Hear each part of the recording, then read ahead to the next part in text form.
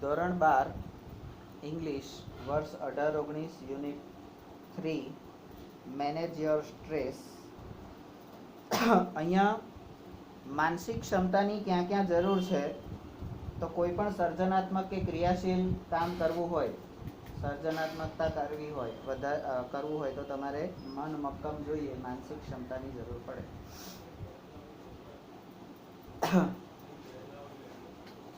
Board exam માટે બધા તૈયારી કરે છે, 10મામાં હોય ત્યારે અને 12મામાં હોય ત્યારે, પણ 11માને કોઈ ધ્યાનમાં લેતું નથી. ચાલે હવે, થાય છે હવે, રેવાય છે હવે, કરીએ છે હવે, બરાબર. પણ જ્યારે એ બોર્ડ એક્ઝામમાં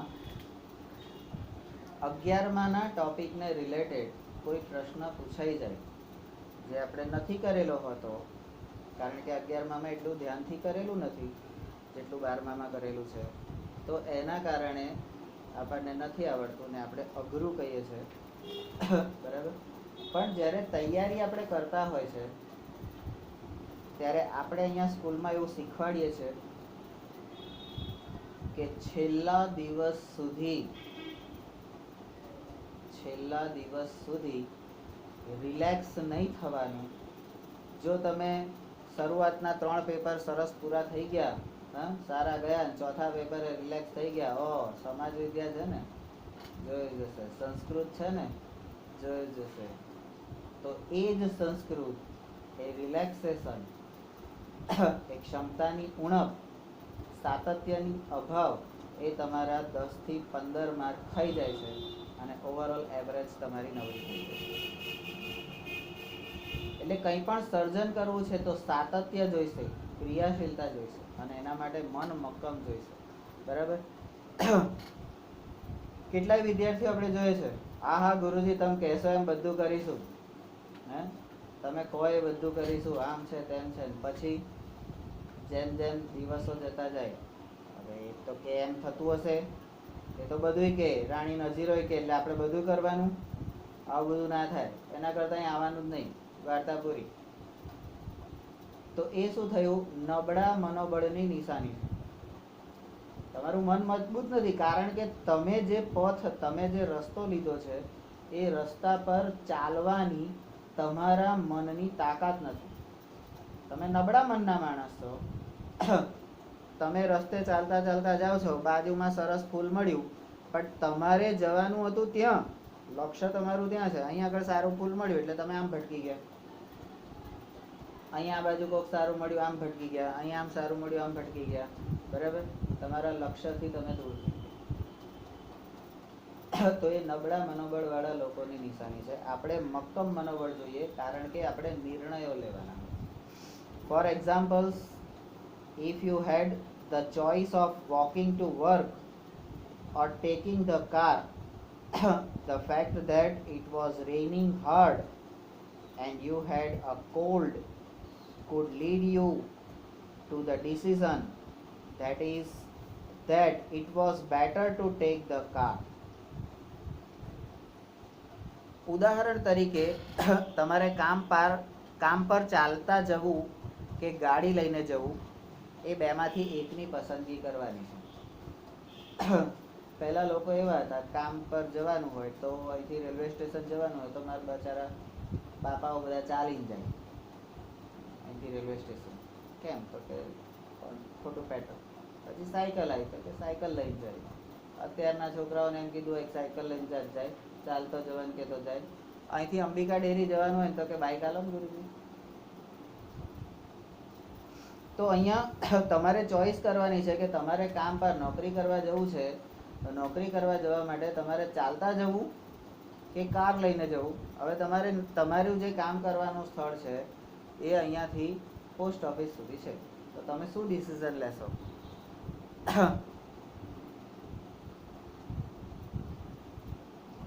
અને બીજી પસંદગી કે તમને શરદી થઈ હોય અને સખત વરસાદ પડતો હોય, એ હકીકતને ધ્યાનમાં લેતા ગાડી લઈને જવાનો નિર્ણય એ યોગ્ય ગણાશે, બરાબર.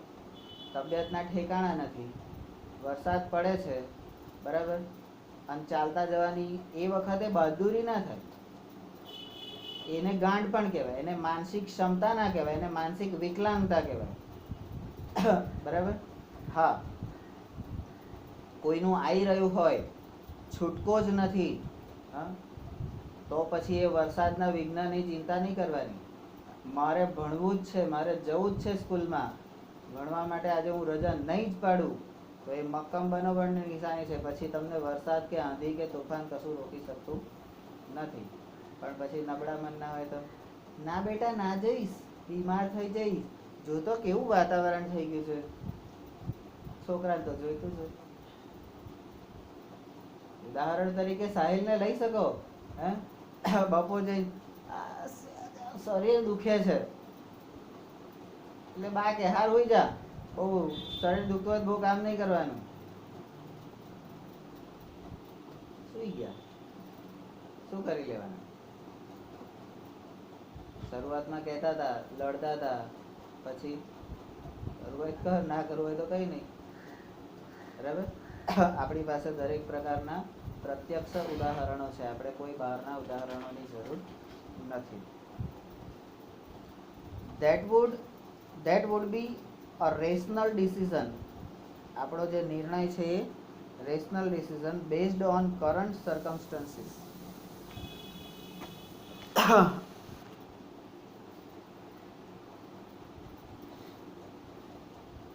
તો આપણે જે વરસાદની સિઝનમાં શરદી થઈ છે અને ચાલતા જવાની જગ્યાએ કામ પર ગાડી લઈને જવાનો જે નિર્ણય કર્યો, તો હાલની પરિસ્થિતિને ધ્યાનમાં લેતા આ નિર્ણય આપણો વિવેકપૂર્ણ કહેવાય. એ વખતે ખર્ચો ના જોવાય, ગાડી લઈને જઈશું, આટલું પેટ્રોલ બળશે, આમ છે તેમ છે, એ વખતે એ વસ્તુ ના જોવાય. પરિસ્થિતિ પ્રમાણે કામ કરતા શીખવાનું. અને એટલા માટે તો આપણે કહીએ છીએ, વિજ્ઞાન આપણું કહે છે કે પરિસ્થિતિ પ્રમાણે જે અનુકૂલન સાધી શકે, અનુકૂલન એ જ સાધી શકે જેનું મન મક્કમ હોય. આઈ હેવ ટુ ડુ અને I will do, I can do. જ્યારે એના મગજમાં એ વસ્તુ હોય, એ જ પરિસ્થિતિ પ્રમાણે બદલાવ પોતાનામાં લાવી શકે. જેવા તેવાનું કામ નથી. બરાબર. તો આપણે જે ડિસિઝન લીધું એ પરિસ્થિતિ પ્રમાણે વિવેકપૂર્ણ કહેવાય. રેશનલ ડિસિઝન, વિવેકપૂર્ણ નિર્ણય. The mind is the rational. આપણું જે મન છે is rational, logical part. Rational logical part of you that helps you. તમારું મન એ તમને શેમાં હેલ્પ કરે છે? To make on emotional choice. તમારું મન ઓન ઇમોશનલ ચોઇસ, એ પસંદગી એ કરવા માટે તમને મદદ. પછી બીજું શું મદદ કરે છે? હેલ્પ્સ યુમાં એક. પછી બીજી ટુ સ્ટોર, સંગ્રહ કરવો. અને ત્રીજું રિટ્રાઈવ ઇન્ફોર્મેશન. ચોથું ટુ ઓર્ડર. અને પાંચમું એન્ડ કેલ્ક્યુલેટ. મન એટલે દિમાગ. એ તમારો વિવેક તેમજ તર્કપૂર્ણ અંશ છે કે જે તમને અતિ ભાવનાશીલ પસંદગી કરતા અટકાવે છે. આપણે લોકો કેવા હોય, લાગણીથી છે. પર્ટિક્યુલરલી મારી વાત કરું તો હું લાગણીમાં વહી જનારો માણસ. કોઈ સેજ પ્રેમ બતાવે ને એટલે હું એની પર બહુ પ્રેમ વરસાઈ દઉં. પણ હું એવું સમજી ના શકું કે ભાઈ આ તો એનો સ્વાર્થનો પ્રેમ હતો, એની ગરજ હતી, એવું હું સમજી ના શકું. પણ મને ચલો વહી ગયા, એમ ભાવનામાં વહી ગયા. એટલે આપણું મન જે છે એ તમને આ ભાવનામાં વહી જતા અટકાવે છે. બરાબર. અને ભાવનાશીલ પસંદગી કરતા અટકાવે છે. વિસરાઈ ગયેલી માહિતી, ભૂલી ગયેલી માહિતીને પરત મેળવી તેનો સંચય કરવા તેમજ ગણતરી કરવા માટે મદદરૂપ થાય છે.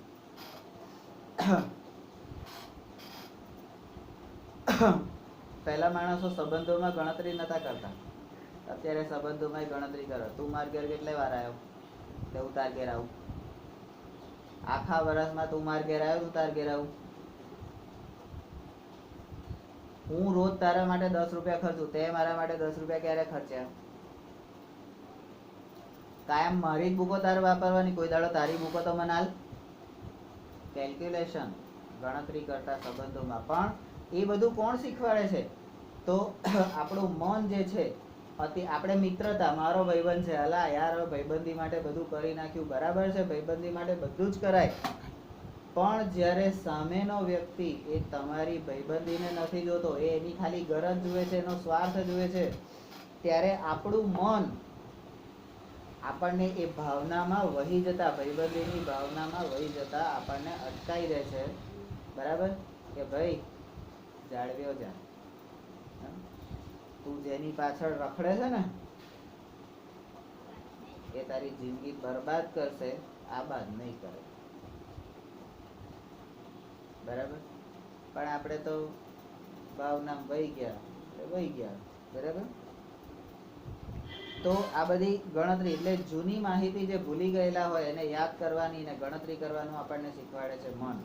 બરાબર, it is the counterpart to the emotions.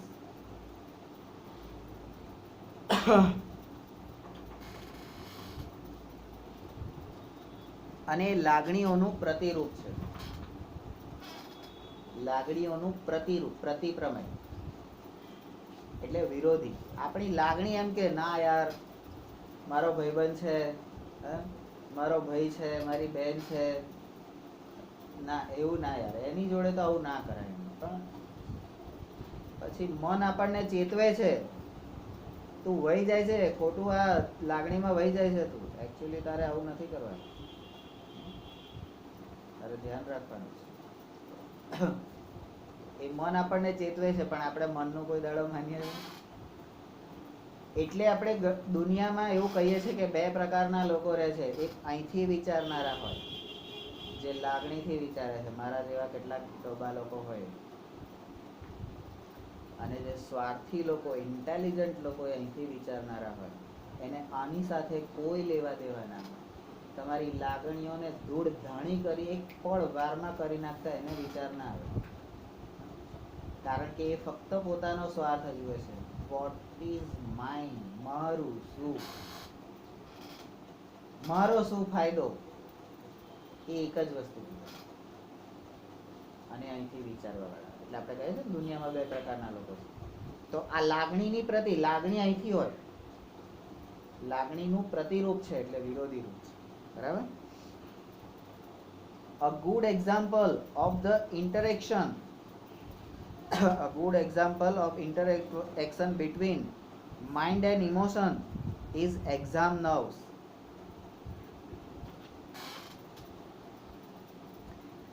Exam nervous એટલે પરીક્ષા વખતનો જે ભય, એ તમને મન અને લાગણીઓ વચ્ચેની ક્રિયા પ્રતિક્રિયાનું સારું ઉદાહરણ આપે છે.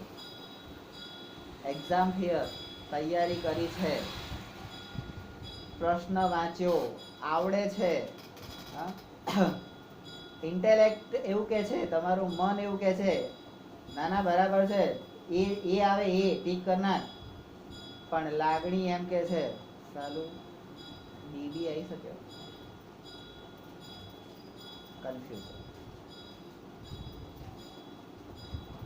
અને ત્યારે આપણે એવું કીધું હતું, મન આંખો બંધ કરી શાંત ચિત્તે આનું સાંભળવાનું. બરાબર, તો અહીંયા એ exam, your mental capacity has helped you retain what you have revised.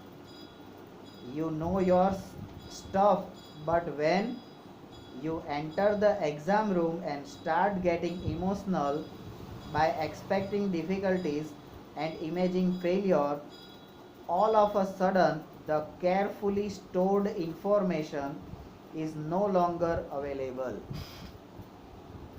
પરીક્ષા હોલમાં આપણે જઈએ છીએ ત્યારે આપણી શું પરિસ્થિતિ થાય છે એનું આબેહૂબ વર્ણન કર્યું છે અહીંયા. તમે જે પણ વાંચી ગયા હશો તેને તમારી માનસિક ક્ષમતાઓએ જાળવી રાખવાનું કામ કર્યું છે. આપણે એમ કહીએ છીએ ને ચાલુ વાંચેલું યાદ નહીં આવતું, હા, વાંચેલું યાદ નથી આવતું એવું આપણે કહીએ છીએ, ભૂલી જવાય છે. પણ તમે વાંચ્યું હોય, તમારી જે માનસિક ક્ષમતા છે એને એનો સંગ્રહ કરવાનું કામ કર્યું જ છે, બરાબર? તો એ કામ કર્યું જ છે. તમારે શું લખવાનું છે એ તમે જાણો છો, પણ જ્યારે તમે પરીક્ષા ખંડમાં દાખલ થાવ છો ત્યારે તમે નાપાસ થવાની કલ્પના કરીને ખોટી કલ્પના કરો છો, નેગેટિવ સાઈડ જતા રહો છો. મને આવડે છે એવો જે આત્મવિશ્વાસ તમારો ડગી જાય છે, મનની મક્કમતા હલી જાય છે, અને એના કારણે તમને પ્રોબ્લેમ થાય છે, બરાબર? તો નાપાસ થવાની કલ્પના કરી તેમજ અન્ય મુશ્કેલીઓના તેવા ભયથી લાગણીશીલ થઈ જાઓ છો, અને એકાએક તમે સંચય કરી રાખેલી માહિતી, એટલે તમે કરેલ પરીક્ષાની તૈયારી હવે તમારા માટે અપ્રાપ્ય બની જાય છે, તમે ભૂલી જાઓ છો.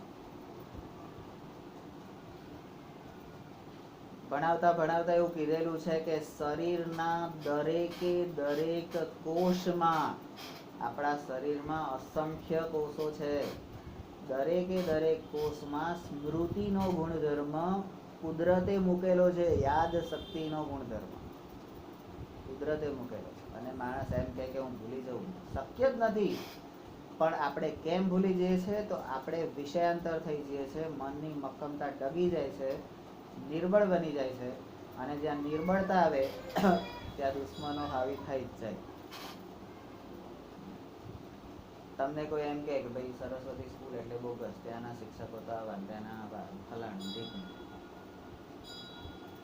તમે અહીંયા ભણ્યા છો, અહીંનું એજ્યુકેશન જોયું છે, અહીંની મહેનત જોઈ છે, અહીંયા શું થાય છે બધું તમને ખબર છે. કોકે 4 માણસે કીધું તમે માની લો, ને એ માન્યા પ્રમાણે સારું કદાચ આવું બને ખરું, આપણે ના હોય ત્યારે એવું થાય તો આ જે નિર્બળતા, આ જે દુર્બળતા, તમારી જે શક્તિ કે ના મારી સ્કૂલ છે એમાં એવું ના થાય, કોઈ કહે તો તરત એને મોઢા પર કહી દેવાનું કે અમારી સ્કૂલમાં બધું ના હોય. તો એ જે મક્કમતા છે એ મક્કમતા ત્યાં જતી રહે, અને જતી રહે એટલે પેલા દુશ્મનો તમારી પર આવી થઈ જાય. એ જે કે તમારા મનમાં એ પ્રમાણેના વિચારો આવવા મળે, હા સારું કદાચ આવું હશે, આ તો ખરાબે હોય, આવું છે, તો એ તમને નિર્બળ કરે છે. એટલે પરીક્ષામાં તમે કેમ ભૂલી જાઓ છો એનું આ કારણ. Your emotions have bared the way to your inner information stored. Do you find yourself reacting in any of the following ways? તમારી લાગણીઓએ તમારી સંચય કરેલી રાખેલી માહિતીનો માર્ગ અવરોધ્યો. મને એનું કામ ચોક્કસ કર્યું હતું, કારણ કે મન કોઈનો સ્વાર્થ જોતો નથી, એ પોતાનું સારું શું છે એ વિચારે છે. પણ તમારી લાગણીઓએ તમારી પથારી ફેરવી નાખી, કોકના કહેવામાં આવી ગયા, લાગણીઓમાં વહી ગયા, એણે એનો માર્ગ અવરોધ્યો. અને શું તમે આવા સમયે, જ્યારે લાગણીઓએ તમારો માર્ગ અવરોધ્યો હોય, આવા સમયે તમે નીચે દર્શાવેલ રસ્તામાંથી કોઈ એક ઉપર પ્રતિક્રિયા આપો છો? તમે શું રિસ્પોન્સ આપશો? Number 1, you find it difficult to concentrate on things. તમે ઘણી બધી બાબતો પર એકચિત્ત થવું અઘરું લાગે. એક સાથે ઘણા બધા કામ આવી જાય તમારા પાસે, તો તમે એ બધું જ એક ચિત્તે જો મન શાંત કરી દો ત્યાં, અને ક્ષમતાઓ પર વિશ્વાસ રાખો, તો એક સાથે અનેક કામ પણ થઈ શકે છે. પણ આપણે એ એક ચિત્ત નથી થઈ શકતા, એના કારણે આપણે નથી કરી શકતા. બાકી નરેન્દ્ર મોદી પાસે 24 કલાકનો જ સમય છે, તમારી પાસે 24 કલાકનો સમય છે, મારી પાસે પણ 24 કલાકનો સમય છે. જો હું મારું દવાખાનું, ઘર, ક્લિનિક, સામાજિક સંબંધો અને તમને બધાને ભણાવવાનું, આ બધું જ કામ જો હું કરી શકતો હોય, તો તમે ભણવા સિવાયના બીજા બધા કામ ના કરી શકો? પણ એક ચિત્ત થતા નથી, એકાકાર થવું પડે. ત્યારે આ બધી ક્ષમતાઓ તો છે જ, દરેકને ઉપરથી કુદરતી રીતે આપેલી છે, પણ એનો વિકાસ કરીને એ પ્રમાણે કામ કરવાનું છે. Number 2, your memory is letting you down frequently. તમને તમારી યાદશક્તિ વારંવાર દગો દે છે. દશેરાના દિવસે જ ગોળું ના દોડે. હે અહીંની એક્ઝામમાં નંબર 1, બોર્ડ એક્ઝામમાં તો કે નંબર ફેલ. ચાલુ ખરે તાકડે શું થઈ જાય છે? પ્રદીપ એનું ઉદાહરણ છે. અહીં આગળ દોડવાનું હોય તો પ્રદીપ પહેલો નંબર. હે પેલા હુસેન બોલ્ટ અને કાર્લ લુઈસ,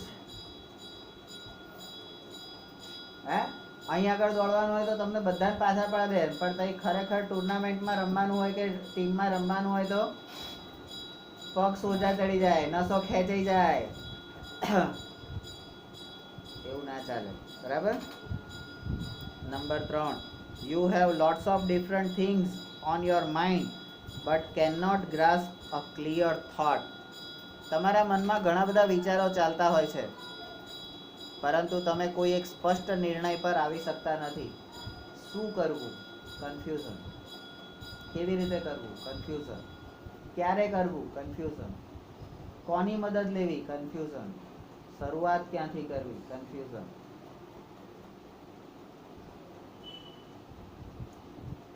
ઘણા બધા મગજમાં વિચારો ચાલતા હોય. શું કરવું? એવી પરિસ્થિતિમાં આપણે કીધું છે કે 3 વાર આંખ બંધ કરીને ઓમકાર બોલવાના. તમારી અંદરની ક્ષમતાઓ પર વિશ્વાસ રાખવાનો. ચોક્કસ તમને રસ્તો મળશે. મેં એવું કીધું હતું, પરીક્ષાના 100 માર્કના પેપરમાં કશું જ નથી આવડતું તમને, શાંત ચિત્તે પેપર વાંચો. એક એવો પ્રશ્ન હશે, એક એવો પ્રશ્ન કે જે તમને આવડતો હશે, ત્યાંથી શરૂઆત કરો. એકવાર શરૂઆત થઈ ગઈ, અંદર તો છે જ, અંદર તો છે જ. શરૂઆત કરો. કેમ ના કરી શકે? સરસ્વતી વિદ્યા મંદિરના છોકરાઓ કેમ 80% ઉપર માર્ક ના લાવી શકે? બાયલા છે, નમાલા છે, નામર્દ છે, ડોબા ડફોડ છે? ના, દાનત ન. જે દાનત પેદા કરી હતી એ દાનત વિસરાઈ ગઈ છે. હનુમાનજીને ખાલી ફરીથી યાદ કરાવવાનું છે કે સાલા તારી અંદર એ તાકાત છે કે તું એ કરી શકું. તારી ક્ષમતાઓ પર વિશ્વાસ રાખ. તું એ કરી શકું છું અને તું કરી શકીશ. પણ એ યાદ રાખવાની એ જે તાકાત છે, એ તાકાત એને સમજાવવી પડે. આવે છે. બરાબર. Number 4, you are often undecided these days and this is untypical for you.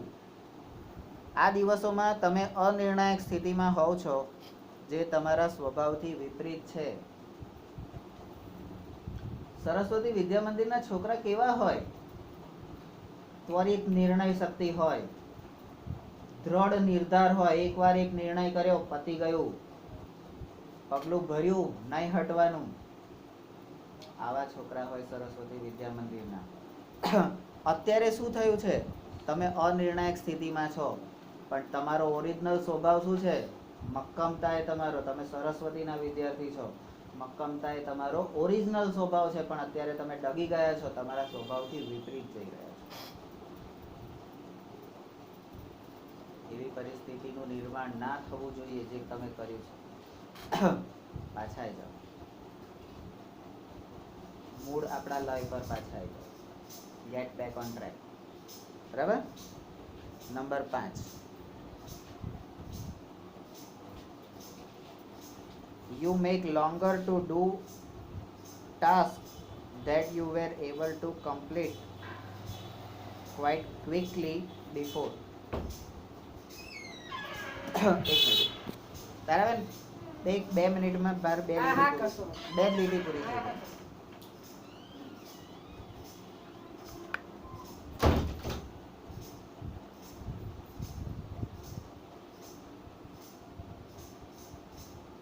જે કામ તમે ઘણી ઝડપથી પતાવી શકો તેમ હોય છતાં પણ એ કામ પૂરા કરવા માટે તમને સમય લાગે છે. યાદ કરો 10મા ધોરણના એ જુલાઈ, ઓગસ્ટ અને સપ્ટેમ્બર મહિના બધાને એક એક બબ્બે ચેપ્ટર આપ્યા હતા. આટલા 2 કમ્પ્લીટ કરો. તમે કમ્પ્લીટ કરશો સુપર 7, તમે કમ્પ્લીટ કરશો એના આધાર ઉપર બીજા કરશે. શું એક ચેપ્ટર પૂરું કરતા 3 મહિનાનો સમય લાગે?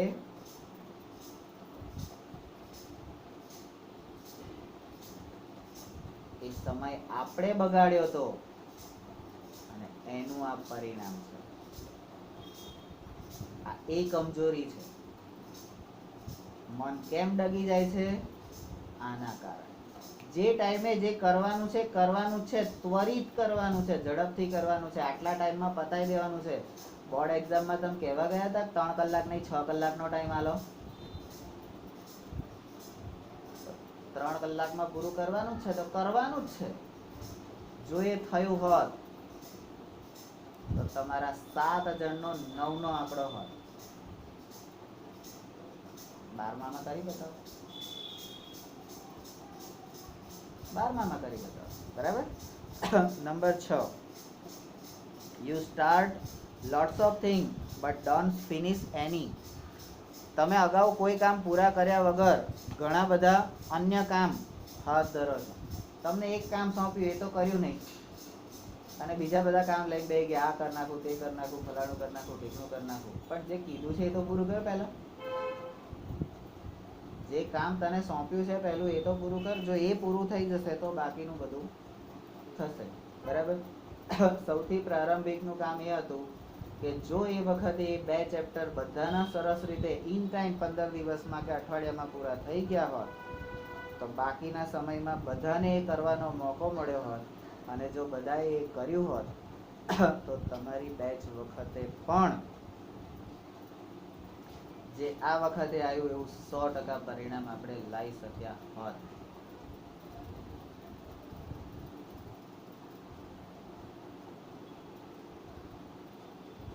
નથી કર્યું કારણ કે અહીંયાથી અવરોધ ઉત્પન્ન થયો હતો.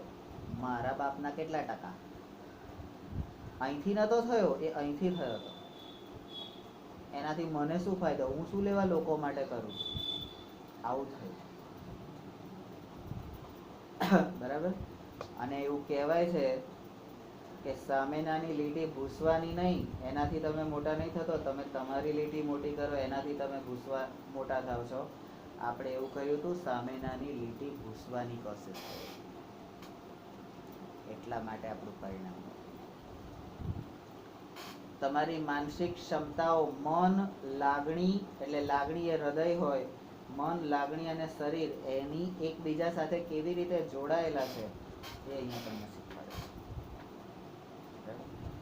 અને કોઈ બહારના નહીં, તમારા પોતાના જ ઉદાહરણોથી તમારા જ જીવનના પાઠ ભણાવી અને કનેક્શન જોડવા છે.